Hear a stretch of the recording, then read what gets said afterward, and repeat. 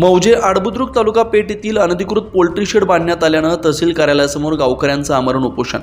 ग्रामपंचायतकडून कुठलीच परवानगी अथवा ना हरकत दाखला घेतलेला नसून अनधिकृत पोल्ट्री बंद करण्यात यावी यासाठी पिण्याच्या विहिरी पासून 100 मीटर फुटाच्या अंतरावर वरच्या बाजूला पोल्ट्री शेड बांधकाम करण्यात आलेलं असून मेलेल्या कोंबड्या नाल्यात फेकून पाणी विहिरीत जाऊन वारंवार पाणी दूषित होऊन रोगराई वाढते। यावर लवकरात लवकर उपाययोजना करण्यात याव्यात। गावातील लोकांना पिण्याच्या पाण्याची तात्काळ उपाययोजना दुसऱ्या ठिकाणी करून देण्यात यावी। महाराष्ट्र शासनाच्या गायदान रस्त्यावर अनधिकृत पोल्ट्री शेड बांधकाम केलेलं असून तात्काळ पाडण्यात यावं। जोपर्यंत अनधिकृत बांधकाम पाडत नाही तोपर्यंत बेमुदत आमरण उपोषण करण्यात येईल। परिचय द्या। माझं नाव तेजस्विनी चेतन खांबाई। बरं, आज हे उपोषणाचा इशारा जो तुम्ही केलेला आहे पोल्ट्री संदर्भात, तर तुमचं म्हणणं काय आहे?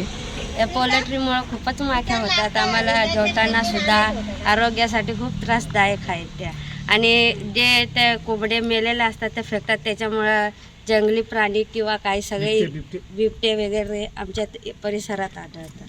आणि त्याच्यापासून जे काही समाज किंवा जे काही लोक राहतात त्यांना धोका असू शकतो। हो, धोका खूपच असू शकतो। या संदर्भात तुम्ही तक्रार याच्या अगोदर केली होती? हा, केलेली ना। ग्रामपंचायत स्तरावर केली का तहसील कार्यालयामध्ये? तहसील कार्यालयामध्ये पण पत्र म्हणजे दिलेलं, याची काही दखल घेतली का? घेतलीच नाही त्यांनी। म्हणजे थोडक्यात सर्वसामान्य व्यक्तीचा आवाज हा सरकारी कर्मचारी कोणीही पदाधिकारी असो यांनी जो काही समाजाच्या अडचणी आहेत तर त्या दूर करण्यासाठी ह्या लोकांना नियुक्त केलेला आहे। त्याचा पदाचा त्यांनी त्याच्यासाठी वापर केला पाहिजे आणि सर्वसामान्यांच्या जे काही समस्या आहे ते सोडवण्यासाठी त्यांनी पुढाकार घेतला आहे। पण अशा सर्वसामान्य जनतेचं कोणीही ऐकून घेत नाही।